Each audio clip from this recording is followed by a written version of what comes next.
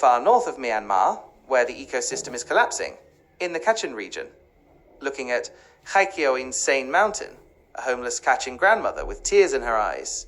This time, I, the writer, will be attending the Kachin Manao festival in Myitkyina. In my mind, I pictured myself happily wearing different Kachin traditional costumes at the Manao festival.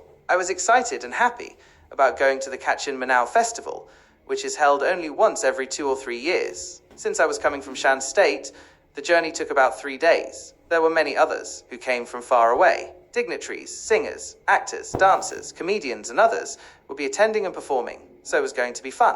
As the Manao festival approached, I left home with my friends. The whole journey was pleasant. When we arrived at the designated place for the Manao festival, we were warmly welcomed with traditional Kachin music, songs, and dances. Some mothers offered us refreshing drinks and cool water to quench our thirst. As a Kachin myself, I was happy. There were so many people attending the festival for our traditional event.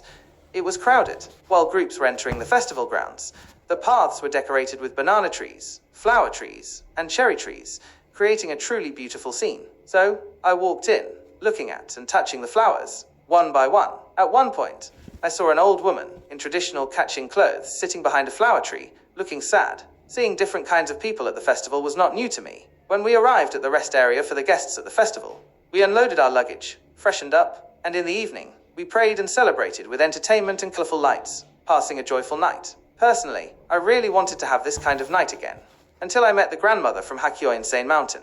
The next day, the festival organizers were already busy preparing for the start of the Manao. State dignitaries were in the front row, and I was in the back. Knowing that it would be inconvenient when there were many people, I tried my best to get to the front so I could see the dignitaries. The Manao had just started. Beside me, I saw a Kachin grandmother wearing a black traditional headdress, worn-out Kachin hand-woven clothes that were torn in some places, and many patches. I felt uneasy. I wondered if the grandmother had no children, or if she had children.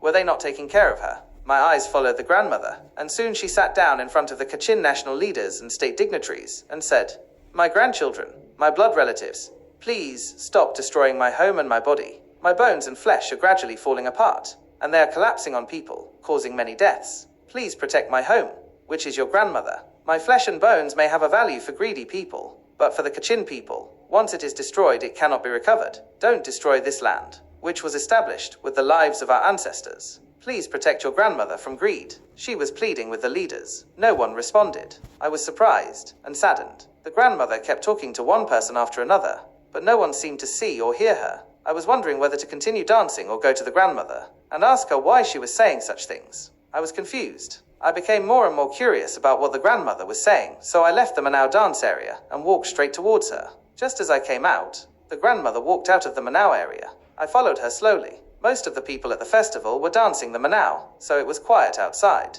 "Grandmother, grandmother," I called from a distance. When the grandmother turned around at the sound of my voice, I saw light radiating from her body, and on one side, there were images of landslides and collapsing mud pools. I wondered what it was. Maybe my eyes were deceiving me. I took off my glasses, rubbed my eyes a few times, put my glasses back on, and walked quickly towards the grandmother. When I got closer, I asked, "Grandmother, I didn't understand what you were saying just now, and the dignitaries didn't say anything back to you. They didn't even seem to see you." I asked directly and concisely what I had seen. The grandmother replied, "My grandchild, my dear blood relative, if you are a true Kachin, you will see me. They are pretending not to see. They are too greedy. Some can see but can't do anything. Some are afraid to see and are blinded by the world's money and are selling their grandmother." What the grandmother wants to say to all Kachin people is, please protect and guard your land and your water. It is more precious to have your own region beautifully preserved than to have someone else's. As she spoke,